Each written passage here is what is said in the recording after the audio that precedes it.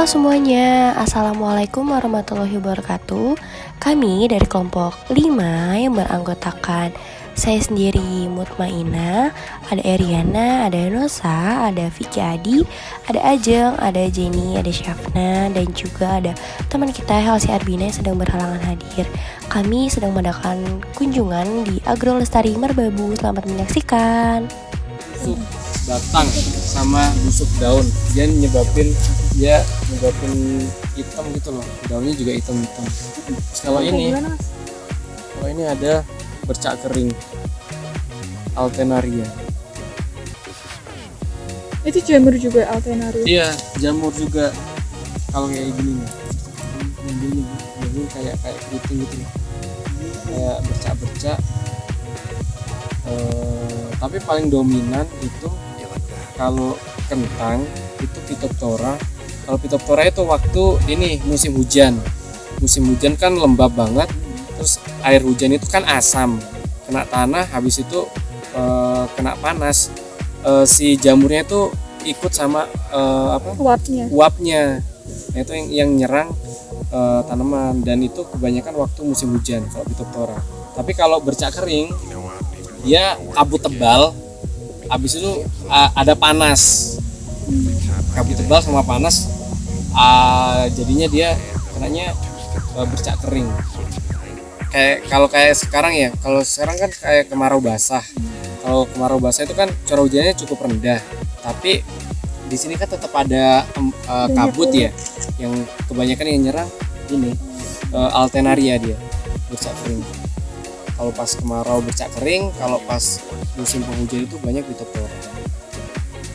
Berarti kalau pasca panennya pengendaliannya ada nggak, Mas?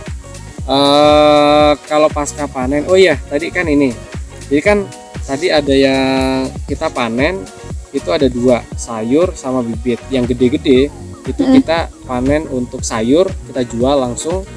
Yang kecil-kecil kita bibitin lagi gitu. Kalau kedalaman tanahnya berarti berapa, Mas? Ke dalam yang ini. Iya. Guludan nih. Gundukannya kan 20 cm.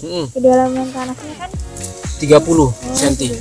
Zonasi prakaranya kurang lebih 30. Berarti setahun bisa panen berapa kali? 4. Untuk kentang dalam satu lahan itu bisa 3 kali. 3 kali. 1 kali tanaman rotasi. kalau tadi kan ada fusarium juga ya, Mas. Itu bakterinya kalau kentang ini apa ya, Mas? Kalau di tanah itu ada fusarium. Jadi kalau di kentang nih ya, penyakitnya kalau tiba-tiba nih kentang nih layu, ada 2 kemungkinan. Pertama itu ada fusarium, yang kedua itu karena pengaruh bibitnya, kualitas bibit. Jadi tapi kita bisa diagnosis dari ininya. Kalau cuma layunya cuma 1 tok, terus yang lainnya tuh nggak layu, berarti bibitnya. Soalnya kalau fusarium kan mereka nyebar, jadi nggak mungkin fusarium. Jadi kalau layunya itu pure karena bibitnya, dan itu harus langsung dicabut dan umbinya langsung ditarik, dikeluarin. Tapi ini ulatnya banyak, ini berarti masih aman, Mas? Ini masih di bawah ambang batas ini sih, ekonomi sih, jadi nggak merugikan sih. Masnya ngitungnya gimana, Mas? Apa? Perhitungannya gimana? Kita pakai kira-kira sih. Jadi kalau udah kayak, maksudnya udah lubangnya tuh udah banyak banget dan rata nih, itu kita biasanya langsung aplikasiin ini insektisida. Kalau satu tanaman berapa kilo kira-kira, Mas? Rata-rata 7 ons ada, tapi kemarin yang ada kita panen di situ tuh per tanaman sekilo lebih.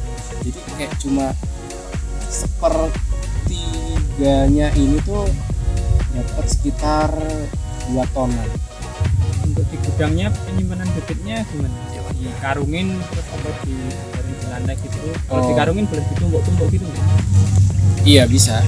Ya, jadi proses untuk treatment bibit setelah panen itu, yang pertama kan kita panen nih, jadi kita gelar dulu biar agak kering. Itu mungkin setelah 5 hari baru kita sortir nih, yang jelek-jelek yang sebenarnya nggak masuk bibit dan kita grading berdasarkan ukurannya, size-nya. Setelah itu baru kita treatment pakai insektisida. Setelah itu kita kalau G2 itu kita masukin krat atau masukin karung yang itu waring, tau nggak? Yang karung tapi dia nggak rapet. Nah itu habis itu baru kita simpan di tempat yang agak hangat. Mas, kalau ekspor sama ke pasar lokal, presentase keuntungannya jaraknya berapa, Mas? Tergantung, kan kita kemarin bermitra. Hmm. Bermitra itu istilahnya apa ya? Kita marginnya dibagi dua gitu loh, sama si pengolahnya gitu. Kan soalnya mereka yang punya market di pasar ekspor gitu. Kita kemarin belum punya market di pasar ekspor dan kebetulan kan COVID juga, jadi kita belum bisa lanjut. Tapi kalau keuntungannya pasti bisa berkali-kali lipat sih. Bisa sih. Mas tahu yang aeroponik kentang itu nggak? Yang jadi tuh kentangnya gantung, tapi bawahnya ada air. Terus umbinya juga gantung, jadi kayak hidroponik tapi hidronya di bawah, terus Ada media tanamnya. medianya air, tapi terus dia gantung. Terus umbinya Nggak juga masuk ke air. Sebenarnya nanem yang paling bagus itu di tanah, di mana-mana itu di tanah, karena nutrisi mereka lebih kompleks. Gitu. Kalau misalkan kita bisa pakai sistem hidroponik, tapi kan kita yang harus nge-supply. iya. Nge-supply unsur hara, dan kita harus tahu unsur hara tanaman itu kebutuhan unsur haranya tuh berapa gitu untuk pas untuk bisa menghasilkan produksi yang sesuai sama ekspektasi kita. Tapi kalau itu kan lebih agak ribet sih. Kita di greenhouse pun agak ribet. Nah, tapi kalau yang di tanah, unsur hara kan udah ada di situ dan tanaman itu menyerap unsur hara sesuai sama kebutuhan mereka. Mereka udah tahu berapa banyak unsur hara yang mereka butuhkan gitu. Dan treatmentnya lebih enak di tanah. Tapi kalau berbicara misal kayak di urban farming gitu, ya bisa juga. Tapi goals mereka adalah optimalisasi lahan, space untuk pemenuhan pangan kan, bukan untuk produksi skala besar gitu.